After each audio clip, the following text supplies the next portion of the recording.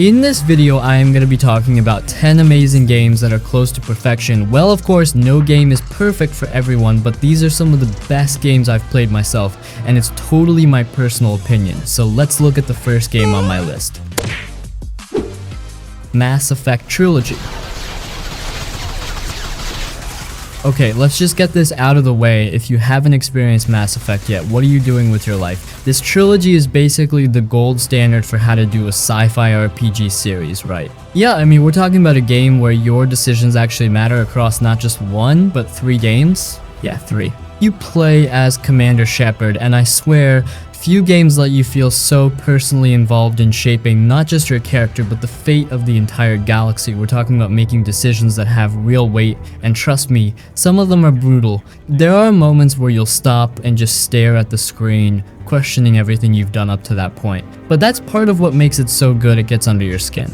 And I think one of the most impressive things about Mass Effect is how it balances a story that's epic in scale while also being deeply personal. Sure, you're fighting to save the galaxy from the Reapers, these ancient machines that basically want to wipe out all sentient life, but the heart of the game is in its characters. And the combat evolves across the trilogy, and by the time you hit Mass Effect 3, the shooting and biotic powers combo feels just right. It's not perfect in the first game, it's a bit clunky, but even that adds to its charm. You're there for the story and the world building, and the combat eventually becomes second nature. Oh, and speaking of world building, Mass Effect throws you into a universe so rich with lore that you'll find yourself reading up on the political structure of alien races you've never heard of before. That codex, it's like a sci-fi encyclopedia, and you won't even mind because it's that fascinating. Every planet, every species feels like it has its own history, its own culture, and you're just dropped in the middle of this living, breathing galaxy. The Mass Effect trilogy is just special. It's a perfect blend of storytelling, character development, and player agency that hasn't really been replicated since. Few games make you feel like your choices have such far-reaching consequences, and even fewer can pull it off across 3 full games. Whether you're commanding a ship, exploring alien worlds, or just trying to keep your crew alive, the Mass Effect trilogy is a masterpiece in every sense of the word. You owe it to yourself to experience this.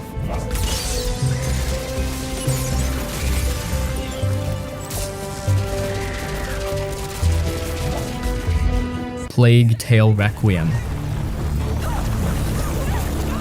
This game right here, it's the kind of emotional roller coaster that sneaks up on you. If you've played a Plague Tale Innocence, you'll know what I'm talking about, but Requiem takes things to an entirely new level. It's dark, it's haunting, and it's got a story that'll hit you right in the gut. You step back into the shoes of Amisha, who's honestly one of the most well-rounded protagonists we've seen in recent years. The game picks up after the events of Innocence, and without spoiling too much, Amisha and her younger brother Hugo are once again caught in this nightmare of a world that's crawling with plague, rats, so many rats, and the Inquisition. And let me just say, Requiem takes that desperate survival horror vibe and cranks it up to 11. Now, one of the things that stands out the most in Requiem is the relationship between Amisha and Hugo. It's not just a game about protecting your brother anymore. Hugo's powers have grown, and with that comes a whole bunch of moral dilemmas and difficult choices. You feel that weight Amisha is struggling to keep it together, to keep Hugo safe while the world is literally falling apart around them. The emotional toll is real, and the game doesn't shy away from it. Gameplay-wise, Requiem is like a refined, more intense version of what made Innocence great. The stealth mechanics feel tighter, and while Amisha is still relatively fragile in combat, she's much more capable this time around. There's something super satisfying about how she uses her sling, but now you've got more tools at your disposal. It's still a game where you can't just rush in and smash through enemies, though you have to be clever. You use the environment, lure enemies into traps, and of course, control those terrifying swarms of rats to your advantage. Yup, Hugo's powers are back in full force, and they're even more horrifying this time. And visually, Oh man, this game is stunning. The environments are jaw-droppingly gorgeous, and they really contrast with the grim, brutal world the characters are trapped in. You'll go from these beautiful French countrysides to grotesque, rat-infested cities, and it's all just so immersive. There's something about the quiet, serene moments in Requiem that makes the darker, more chaotic scenes hit that much harder. And the rats. We can't not talk about the rats. If you thought there were a lot of rats in Innocence, Requiem turns it into a full-blown nightmare. There are just waves and waves of them, swarming through the streets, consuming everything in their path. And the way the game uses them as both a gameplay mechanic and a symbol of the plague is honestly genius. It's this constant creeping dread that never lets up. The narrative itself is what really seals the deal. Plague Tale Requiem is one of those games that leaves you emotionally wrecked, but in the best possible way. It's not just about surviving, it's about what happens to you when you're forced to endure so much trauma, loss, and fear. There are moments that will make you tear up, no question. The bond between Amisha and Hugo is the heart of the game, and the way it evolves throughout the story will absolutely stick with you. In the end, Requiem is a perfect blend of heart-pounding stealth action and emotional storytelling. It's heavy, yeah, but it's the kind of experience that lingers long after you put the controller down. The way it weaves together its tight gameplay, breathtaking visuals, and deeply human story makes it an absolute must-play.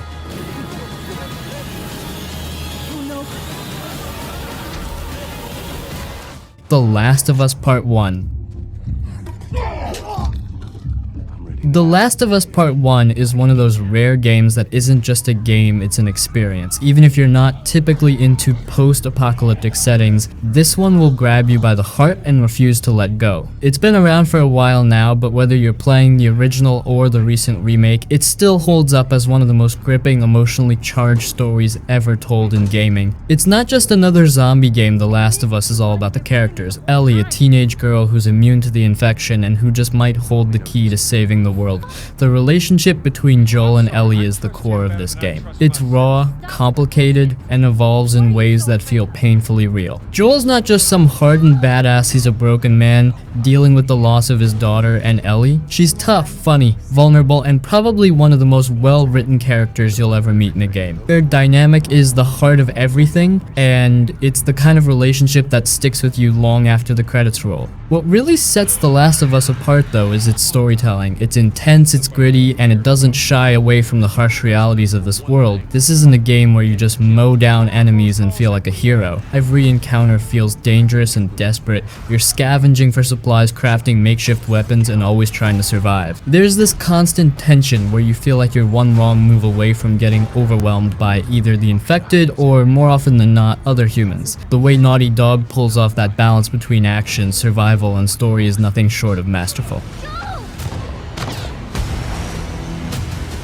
Visually, The Last of Us is a work of art, especially in the remake. The level of detail in the environments, from crumbling buildings overtaken by nature to the haunting abandoned streets, is insane. It's this beautiful yet terrifying world where danger lurks around every corner, and the character animations, it's unreal how expressive and lifelike they are, especially during the emotional scenes. It really helps drive home the weight of the story when you can see every nuance in their facial expressions. The combat itself is another area where the game shines. It's brutal and unforgiving, but it never feels over the top. Every bullet counts, every melee attack is desperate, and stealth is often your best friend. But what really stands out is how the combat serves the story. It's not there just to give you something to do. Between cutscenes, it feels like part of Joel's and Ellie's journey, adding to the tension and stakes. And let's be honest, the clickers, absolutely terrifying. The sound design alone is enough to make you break out in a cold sweat when you hear them nearby.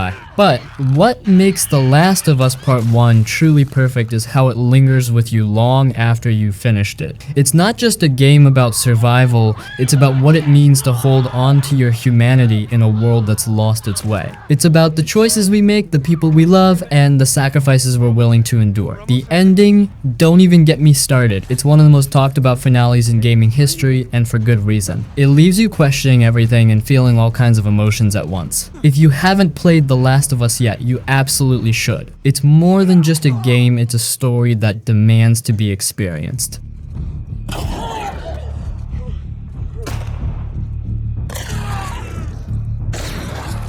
Uncharted 4. If we're talking about the perfect mix of action, storytelling, and cinematic flair, then Uncharted 4: A Thief's End is a no-brainer for this list. This game is like playing through an Indiana Jones movie, but with a bit more emotional depth and a protagonist that we all can't help but love. Nathan Drake, everyone's favorite treasure hunter, is back for one final ride, and man, what a ride it is. First off, Uncharted 4 is a visual masterpiece. Whether you're climbing crumbling ruins in the jungle, exploring sunken pirate ships, or scaling mountains during a full-on snowstorm, every frame of this game is jaw-droppingly gorgeous. It's the kind of game where you'll stop just to admire the view before you get back into the action. Naughty Dog really outdid themselves here. The environments feel alive, from the bustling streets of a tropical city to the hidden caves filled with treasures, and of course death traps.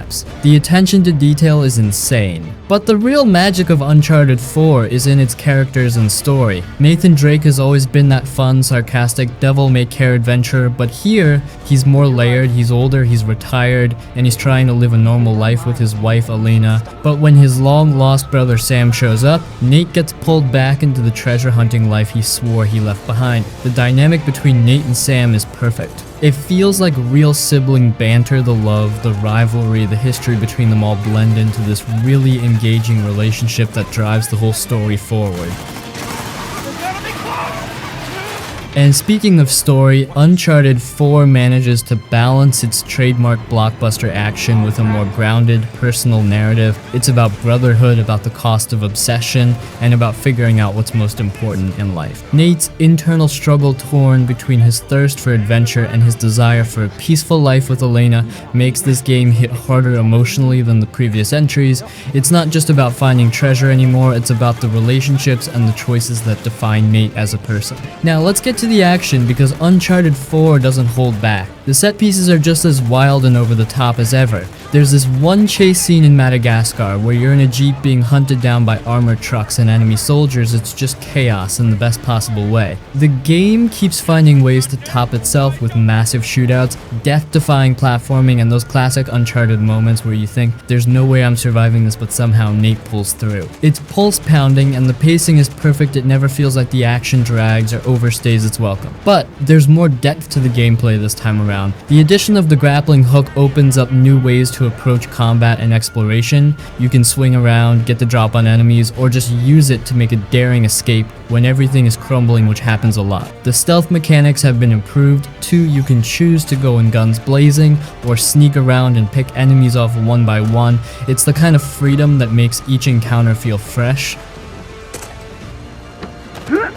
And then there's the climbing. Uncharted 4 is all about those insane climbing sequences where you're scaling cliffs, dodging falling debris, and barely holding on by your fingertips. It's tense, it's thrilling, and it feels more dynamic than ever thanks to the improved movement mechanics. You can leap from ledge to ledge, use your grappling hook to swing across gaps, and even take different paths to reach your goal. It's not just about pressing a button anymore, there's more strategy to it. Of course, it wouldn't be Uncharted without some puzzles. They're not overly difficult, but they're clever enough to make you feel like you're solving ancient mysteries alongside Nate. It's the perfect blend of action, exploration, and puzzle solving that keeps the pacing tight and the experience exciting from start to finish. Uncharted 4: A Thief's End is the complete package. It's an exhilarating treasure hunt, a heartfelt story of family and love, and one of the most polished, cinematic experiences you'll ever play. Whether you're swinging across chasms or engaging in a tense shootout, it's always a thrill,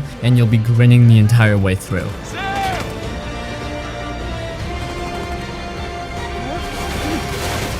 A Way Out. Okay, so A Way Out is one of those games that completely redefines what a co-op experience should be. If you haven't played it yet, this is a game that you need to experience with a friend. And not just any friend, someone who's down for teamwork, because this game absolutely hinges on that. The whole point of A Way Out is that you can't play it solo. And that's what makes it so special. The story follows two characters, Leo and Vincent, who are both locked up in prison, but for very different reasons. Their paths cross, and from that point forward, you and your co-op partner are basically living out a full-blown prison break movie. seriously, it's like the Shawshank Redemption meets Prison Break, but with more action, more heart, and some wild twists. What sets A Way Out apart is how seamlessly it blends its storytelling with its gameplay. It's split screen, so you're constantly seeing what both characters are doing at the same time, whether you're sitting on the same couch or playing online. It's this really unique dynamic where you might be sneaking through a corridor while your partner is distracting a guard, or you're working together to pull off some complex escape plan. And I mean, when's the last time a game forced you to literally time your movements with someone else to get through a section? It adds this whole layer of tension and fun that makes every moment feel like a shared experience. The real magic of A Way Out is in how it makes you care about these characters. Leo's a hothead, a rough around the edges kind of guy, while Vincent is the more calm, calculated one. But as you play, you start to see their layers peel back. The game does an amazing job of balancing action-packed prison escapes with quieter, more emotional moments. You're not just trying to bust out of jail, there's a deeper story about family, revenge, and redemption that keeps pulling you in. You start to care about why these two guys are risking everything, and it makes the stakes feel that much higher. One of the coolest things about A Way Out is how varied the gameplay is. It's not just all stealth and sneaking around, though there's plenty of that. You've got car chases, shootouts, mini games, even moments where you're just chilling and playing darts or arm wrestling with your co-op partner. The pacing is spot on because it's constantly switching things up. Just when you think you've gotten into a rhythm, the game throws something new at you. And all of it is designed to keep you and your partner in sync, whether you're working together to distract guards, solve puzzles, or fight off enemies. But the real jaw-dropper is how the game ends. Without spoiling anything, let's just say that A Way Out pulls off one of the boldest moves in recent gaming history. The ending is an emotional gut punch, and it completely flips the script on everything you've been working toward. It's the kind of moment that'll leave you and your co-op partner sitting in stunned silence, or maybe even arguing about what just happened. It's bold, it's unexpected, and it makes A Way Out unforgettable. And look, we have to talk about the co-op mechanics here because it's so integral to the game's design. This isn't just a game where your friend tags along for the ride, you literally can't do anything without them. And from the simplest tasks like lifting objects to the more complex escape plans, everything requires teamwork. And it's not always about perfect synchronization either. Sometimes one of you might have to make a tough call while the other watches, and that tension adds so much to the game. It's not just player 1 and player 2, both of you have your own roles, your own responsibilities, and that sense of partnership is what makes A Way Out feel so unique. On top of all that, the game's presentation is fantastic. The cinematography in A Way Out makes you feel like you're part of a high-stakes action movie. The way the camera moves, how it shifts focus between the two characters during key moments, and how it splits the screen to give you different perspectives, it's all done so fluidly. And the environments? Whether you're sneaking through the gritty, claustrophobic prison or racing through wide-open countryside, the game looks gorgeous. It keeps you immersed in the experience the entire way through. In the end, A Way Out is simply a one-of-a-kind experience. It's not just a game, it's an emotional, cinematic adventure that you and a friend have to tackle together. It's the kind of game that sticks with you, especially with that ending. And while it's short, the memories and moments it creates are unforgettable. It's proof that co-op games can be just as impactful, if not more, than traditional single-player experiences.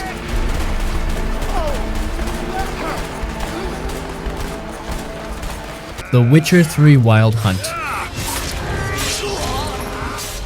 Alright, The Witcher 3 Wild Hunt is just one of those games that comes along every once in a blue moon and absolutely blows your expectations out of the water. If you're into RPGs, or even if you're not, this is a game that you must experience. It's the kind of game that makes other RPGs look shallow by comparison. There's depth in every corner of this game, from the intricate world building to the smallest side quest, and it's all wrapped up in a beautifully immersive world. You play as Geralt of Rivia, a monster hunter for hire, but calling him just a monster hunter is selling him way short. He's this gruff, no-nonsense guy with a gravelly voice and a sword on his back, but beneath all that, he's one of the most complex and nuanced characters in gaming, and the best part is the choices you make as Geralt matter. Like, really matter. The Witcher 3 is a game where your decisions carry actual weight, not just for the story, but for the people in the world. You'll make choices that will have you second-guessing yourself for hours, and it's not always clear what the right or wrong decision is, which is exactly what makes the narrative so rich. Speaking of the world, the sheer scale of The Witcher 3 is staggering.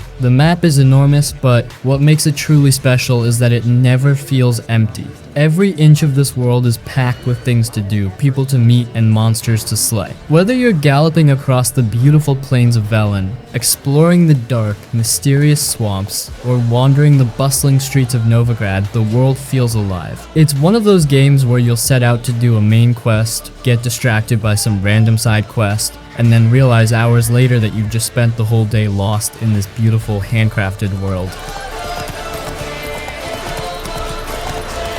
And the side quests are not your usual fetch quests or filler content. No, in The Witcher 3, side quests are basically mini stories in their own right. They're rich, they're complex, and some of them are even more compelling than the main storyline in other games. You'll find yourself getting wrapped up in the lives of the people you meet, whether it's helping a villager with a cursed well or solving a murder mystery in the heart of the city. Every quest feels meaningful, and the writing is top-notch across the board. There's a reason this game is still talked about years after its release, and it's because the level of care and detail in the storytelling is unmatched. But honestly, the heart of the game is the story of Geralt and his relationships, especially with his adoptive daughter Ciri. The main quest has you chasing after her, trying to find her before the ominous wild hunt does. It's emotional, it's gripping, and the way it all plays out depends on the choices you make along the way. The characters you meet, from Geralt's old flame Yennefer to the sorceress Triss, all feel fully realized with their own motivations and goals. Every interaction feels important, and you get really attached to these people. By the end of the game, you feel like you've been through hell and back with them. At the end of the day, The Witcher 3 is a masterpiece. It's one of those games that you can pour hundreds of hours into and still find something new to love. Whether it's the deep, choice-driven narrative, the rich and immersive world, or the complex and satisfying combat, The Witcher 3 is simply one of the best RPGs ever made. If you haven't experienced it yet, do yourself a favor and dive into Geralt's world. You won't regret it. Let me finish telling it. Metro Exodus.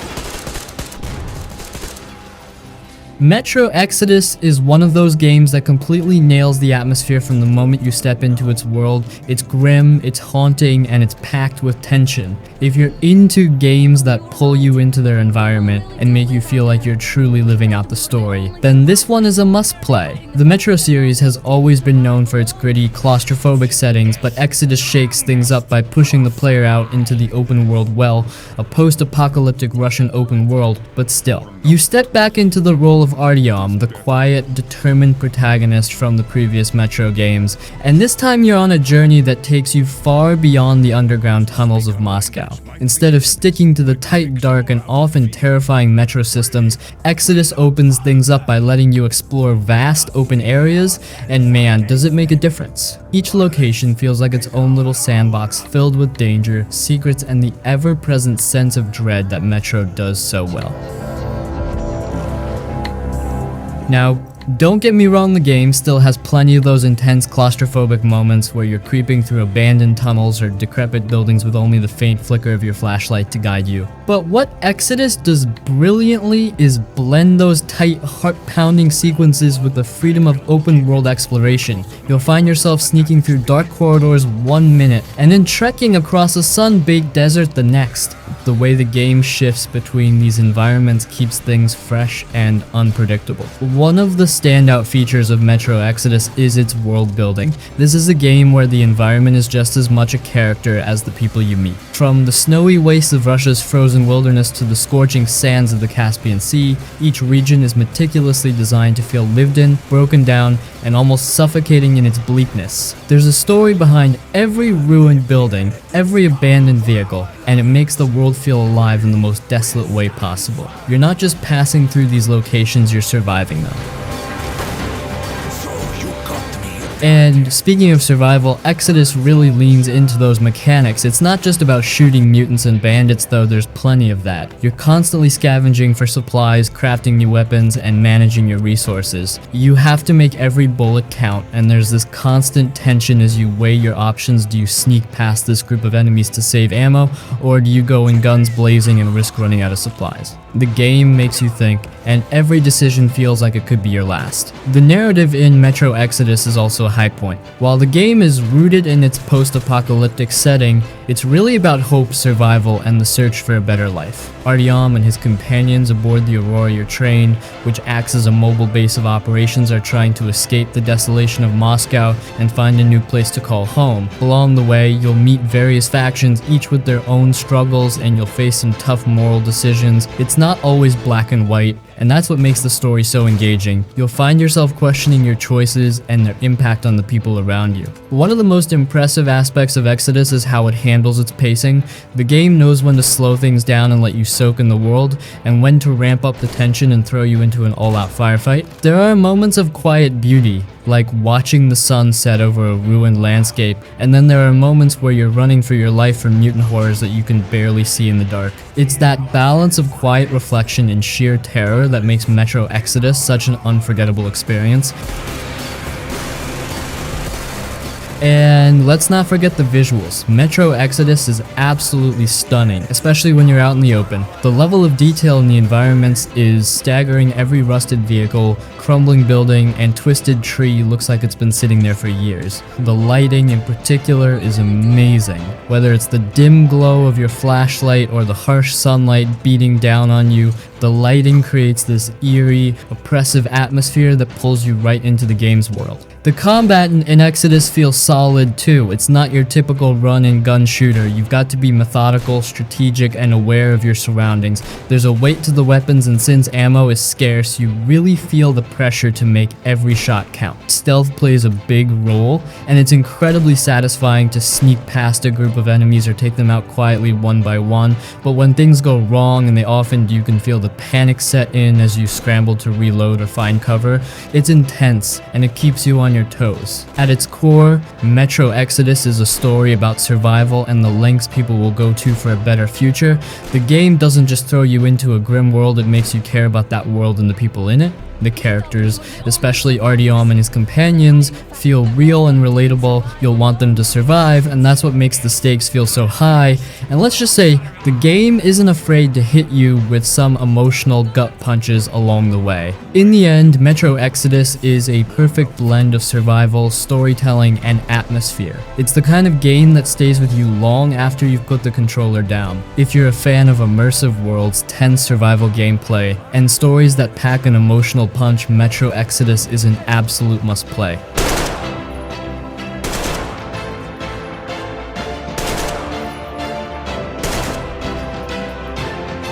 Red Dead Redemption 2. You coming, buddy? Red Dead Redemption 2 is not just a game, it's a full-blown experience, the kind of game that pulls you into its world so deeply that you forget there's a real world outside of it. From the very first moment you set foot in the snowy mountains as Arthur Morgan, you're in for a ride that's packed with heart, emotion, action, and some of the best open world design you'll ever see. Let's start with the story, because it's honestly one of the greatest narratives ever put into a video game. You play as Arthur Morgan, a member of the Van der Linden gang, a group of outlaws trying to survive in a world that's quickly leaving them behind. The Wild West is dying, and you feel that sense of inevitability throughout the entire game. It's not just a story about gunslingers and bank robberies, although there's plenty of that. It's a story about loyalty, betrayal, redemption, and what it means to be part of something bigger than yourself. Arthur's journey is packed with complex emotions, and his internal struggle to balance his loyalty to the gang with his own moral compass is what makes him such a compelling character.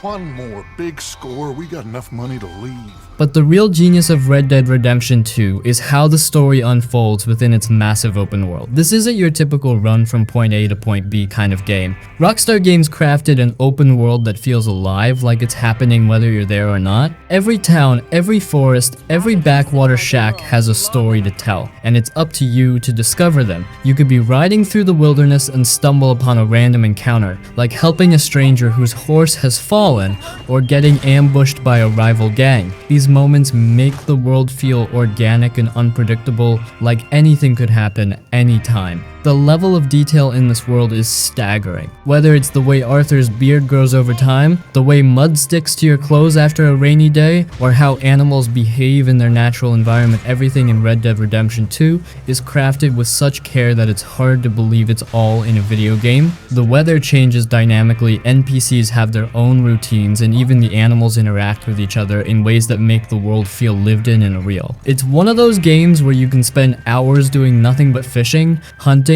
or just sitting by a campfire and soaking it all in. And honestly, that's part of its charm. And while the world is massive, Red Dead Redemption 2 doesn't make you feel like you're just running errands. The missions are varied and engaging, from robbing trains and staging elaborate heists to more personal, character-driven moments like helping out fellow gang members. There's always a sense of purpose to what you're doing, whether you're progressing the main story or just doing side activities, and those side activities, they're not just filler, they're carefully woven into the fabric of the world, adding layers to Arthur's character and his relationships with the people around him.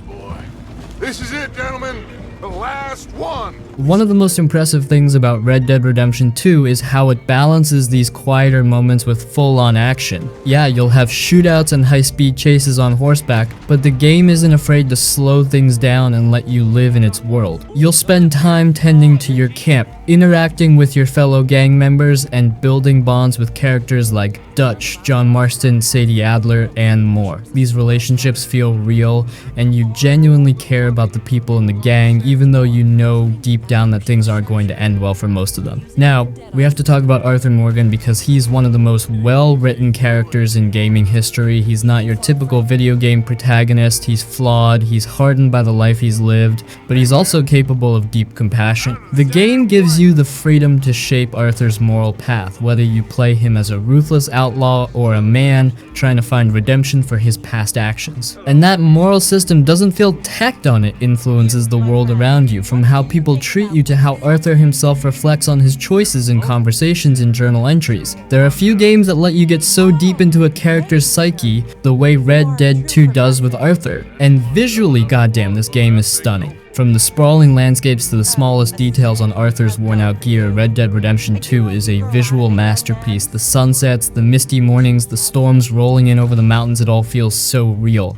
And the way the music swells at just the right moment, whether you're in a high-stakes chase or riding through the open plains, adds a whole new layer of emotional depth to the game. By the time the credits roll, Red Dead Redemption 2 will leave you emotionally spent in the best way possible. The narrative is heart-wrenching, and without spoiling anything, it leads directly into the events of the first Red Dead Redemption in a way that's both tragic and poetic. It's one of those stories that stays with you long after you've finished the game. In the end, Red Dead Redemption 2 is a near-perfect game. It's a masterclass in open-world design, storytelling, character development, and attention to detail. It's not just a game you play, it's a game you live, and it's one that everyone should experience at least once. It is us or him.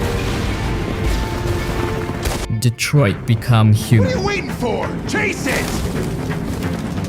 Detroit Become Human isn't just a game, it's an interactive story that forces you to question what it means to be human. It's one of those games that makes you pause and think about the weight of your decisions, not just in the game, but in life. Quantic Dream took everything they learned from their previous games and created an experience that's as thought-provoking as it is visually stunning. You control 3 main characters, each of whom is an android living in a futuristic version of Detroit where androids have become an integral part of society. But here's the twist: these androids are starting to become more than just machines they're starting to feel. They're becoming sentient, and that's where the story really starts to dig into some deep themes. The game doesn't just ask you to guide these characters through a narrative, it makes you ask tough questions about freedom, humanity, and the ethics of artificial intelligence. One of the most striking things about Detroit Become Human is the level of choice you have. Every decision you make has consequences, sometimes small, sometimes huge, and the game makes sure you feel the weight of those choices. You'll be put in impossible situations where there's no clear right or wrong answer, and the story can branch out in countless ways based on what you decide to do. Your actions shape the fate of these characters and the world around them, which means that no 2 playthroughs will ever be the same, and that's what makes Detroit so engaging. It's your story. Let's talk about the characters because they're really the heart of the game. Connor is a prototype android detective working for the police tasked with hunting down deviant androids, those who've broken free of their programming. His story is all about logic, order, and duty. But as you guide him through the game, you start to question, is Connor just following orders, or is there something more to him? The dynamic between Connor and his human partner Hank is one of the best parts of the game. Hank is gruff, cynical, and completely jaded, but their evolving relationship, whether it's tense or friendly, depending on how you play, is filled with emotional depth. Visually, Detroit is a masterpiece. The facial animations are some of the most realistic you'll see in any game, and the level of detail in the environments is incredible. Whether you're walking through the sleek, futuristic streets of Detroit or hiding out in a grimy, run-down motel, the game's world feels alive and immersive. The cinematography is just as impressive, with camera angles and lighting that make it feel like you're watching a high-budget sci-fi movie. In the end, Detroit Become Human is one of those games that sticks with you. It's not just about cool sci-fi concepts or stunning visuals, though it has those in spades. It's about the emotional journey you go on, the connections you make with the characters, and the way it challenges you to think about humanity in a new light. If you haven't played it yet, you're missing out on one of the most unique and engaging narrative-driven games out there. Connor! Connor! Final Fantasy VII Remake. Final Fantasy VII Remake isn't just a retelling of a beloved classic, it's a full reimagining that takes everything fans loved about the original and elevates it to a whole new level. It's a game that not only pays homage to the original 1997 masterpiece, but also adds fresh twists, deeper storytelling, and modern gameplay mechanics that make it feel brand new even for longtime fans. If you haven't played the remake yet, you're missing out on one of the most ambitious and stunning RPG experiences in recent memory. The story is centered around Cloud Strife, a former soldier turned mercenary, who gets roped into working with a resistance group called Avalanche as they fight against the massive, corrupt corporation. While that premise might sound simple on the surface, Final Fantasy VII Remake quickly dives into much deeper and more complex themes: identity, the environment, corporate greed, and the fate of the planet. And unlike the original, the remake takes its time exploring the characters and the city of Midgar in ways that feel more fleshed out and immersive than ever before. What makes the remake so special is how it expands upon the original's opening chapters. The entirety of the game takes place in Midgar, which was just the first portion of the 1997 version, but instead of rushing through it, the remake lets you really live in the world. The slums feel alive, with bustling NPCs, vibrant markets, and quests that show what life is really like for the people living under Shinra's oppressive thumb. The world building here is phenomenal, and it gives Midgar a richness and depth that makes you feel connected to the place and its people. The Shinra Electric Power Company is... But let's talk about the gameplay, because this is where Final Fantasy VII Remake truly stands out. Gone are the strictly turn-based battles of the original. Instead, the game introduces a hybrid combat system that blends real-time action with strategic elements from the original's active time battle ATB system. You're able to hack and slash with Cloud's Buster Sword in real time, but you can also slow down time to select abilities, cast spells, and use items. It's the best of both worlds, combining the thrill of action with the depth of strategy that fans love from the original. You can also switch between party members on the fly, which adds another layer of tactical depth to every encounter. Each character feels unique. Barrett's long-range attacks, Tifa's quick, combo-heavy strikes, and Aerith's magical prowess all play differently, and mastering them is part of the fun. And then there's the materia system, which returns from the original with a fresh spin. It's still the core of your customization, allowing you to equip characters with magic abilities and stat boosts, but the remake introduces new materia combinations and upgrades that make experimenting with different builds super satisfying. Finding the right balance of materia for each character and situation becomes a rewarding challenge, especially as you face tougher enemies and bosses. Visually, Final Fantasy VII Remake is nothing short of breathtaking. The environments are incredibly detailed, from the dingy, neon-lit slums comes to the high-tech, pristine towers of Shinra. Midgar feels like a living, breathing city, and the attention to detail and everything from the architecture to the character designs is stunning.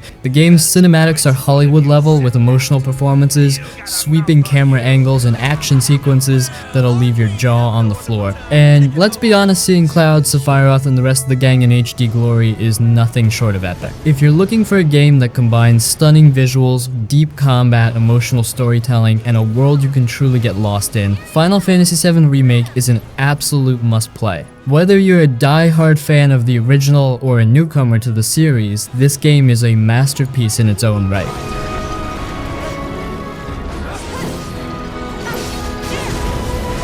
Well everyone, that was all for this video. I hope you enjoyed my list. Now I will see you in the next one. Have a good day.